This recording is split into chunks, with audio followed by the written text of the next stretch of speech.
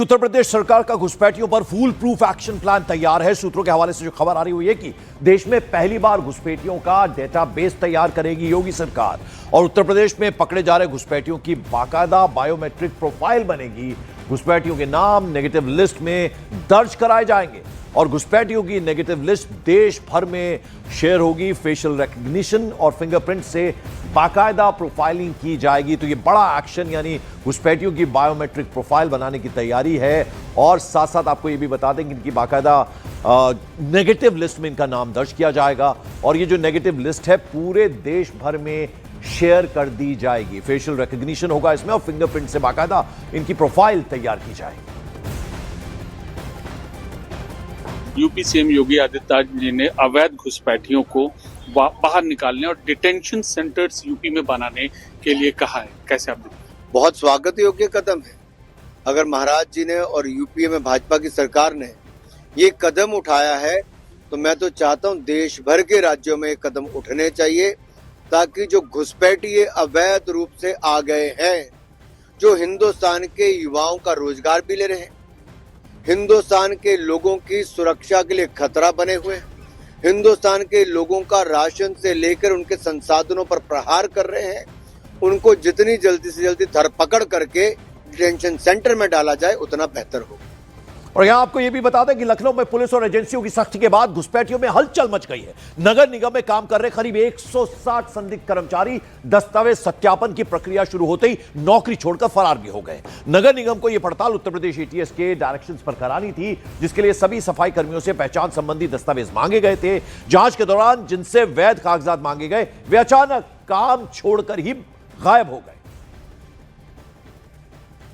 तो आपको बता दें कि किस तरह से इनसे चीजें मांगी गई थी, यानी जितने भी सफाई कर्मी थे उनसे बाकायदा पहचान यानी उनकी पहचान क्या इस संबंधी कागजात मांगे गए थे, दस्तावेज मांगे गए थे और जांच के दौरान वैध कागजात मांगे गए।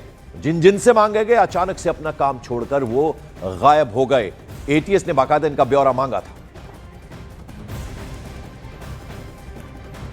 और आइए अब जरा आपको बता दें डिटेल में आखिर हुआ क्या। सूत्र बताते हैं कि लखनऊ नगर निगम से 160 सफाई कर्मी अचानक से फरार हो गए और नौकरी छोड़कर फरार होने वालों पर बांग्लादेशी और रोहिंग्या होने का शक जताया जा रहा है। दरअसल नगर निगम में सफाई कर्मियों के सत्यापन का काम चल रहा था और इसी के डर से वो नौकरी छोड़कर भागे हैं।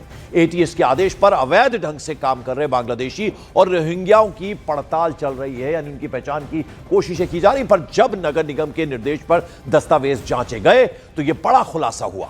सफाई कर्मियों को रखने वाली कंपनी लखनऊ स्वच्छता अभियान प्राइवेट लिमिटेड यानी एलएसए को डॉक्यूमेंट वेरिफिकेशन का आदेश दिया गया था और जब एलएसए ने खासतौर पर असम के रहने वाले कर्मचारियों से एनआरसी और दूसरे दस्तावेजों की मांग की तो 125 कर्मचारी 125 दस्तावेज दिखाने की बजाय वहां से फरार हो गए, जबकि 35 कर्मचारी ऐसे भी हैं जो अब तक दस्तावेज जमा नहीं करवा पाए हैं, इसीलिए वो भी शक के घेरे में हैं। हमारे साथ इस वक्त मौजूद हैं अमिक जमई, प्रवक्ता समाजवादी पार्टी। अब डिटेंशन सेंटर की बात निकल कर आ रही है, उसका मैप निकल कर सामने आएंगे, कैसा होगा डिटेंशन सेंटर, नेगेटिव लिस्ट बनाने की बात हो रही है। उत्तर प्रदेश पुलिस लगातार सर्च ऑपरेशन चला रही है। इसके अलावा अगर हम देखें तो जो फुल प्रूफ जो डिटेंशन सेंटर में जो लोग जाएंगे, कैसे जाएंगे, बायोमेट्रिक होगी, ये जब तमाम चीज़ें हैं, इसको आप किस तरीके से देखते हैं? देखिए, इस पर सीधी सी बात है कि माननीय अखिलेश जी ने बहुत ही साफ कहा कि घुसपैठ के लिए तो ऑफिसर्स जिम्मेदार हैं, उनके ऊपर क्या कार्रवाई होगी। दूसरी बात यह है कि अगर हमारे आदरणीय मुख्यमंत्री योगी आदित्यनाथ जी, देश के गृह मंत्री जी से उन्हें कोई दिक्कत है, क्योंकि घुसपैठ के लिए बीएसएफ जिम्मेदार है, जो सीमा है हमारी सीमा के बीएसएफ हमारे आदरणीय गृह मंत्री जी के निहित आता है। तो अगर बीएसएफ ने काम नहीं किया तो गृह मंत्री जी इसके लिए जिम्मेदार है घुसपैठ के लिए। और पश्चिम बंगाल, आसाम से घुसपैठ होते होते भाजपा शासित राज्यों से होते होते होते होते कोई यूपी आया है तो जिम्मेदार भारतीय जनता पार्टी है। हम तो कहते हैं आप रिपोर्ट करो।